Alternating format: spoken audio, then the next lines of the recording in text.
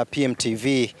Hichi unachokishuhudia hivi sasa ni viongozi wa klabu ya soka ya Dar es Salaam Africans wakiambatana na rais na mwenyekiti wa magrupu ya GSM, ya kampuni ya GSM, GSM Group of Companies, ambako wapo hapa katika makao makuu ya klabu ya soka ya Yanga. Kubwa zaidi ni kuja hapa katika kuangalia ule mradi wa ujenzi wa uwanja wa Yanga, na ujenzi huu unatarajiwa kufanyika hapa katika eneo hili la Jangwani.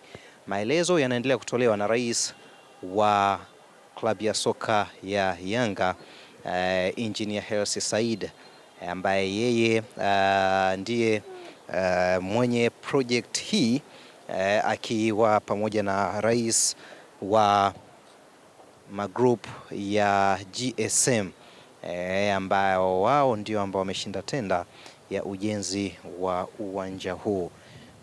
Na hapa utakuwa unaona eneo namna linavyoonyeshwa, eneo zima ambalo hapa patakuja kupigwa level kwa ajili ya ujenzi wa uwanja wa Yanga. Ni eneo kubwa ambalo kimsingi ukiangalia na namna ambavyo maelezo yanaendelea kutolewa ni kama eneo lote hili litakuwa na uwanja huo wa klabu ya soka ya Yanga.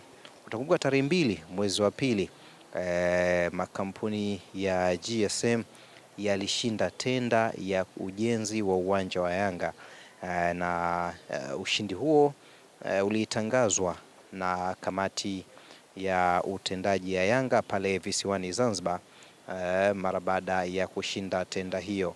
Na hivi sasa leo ilikuwa ni kikao cha mwisho cha ujenzi wa uwanja huo.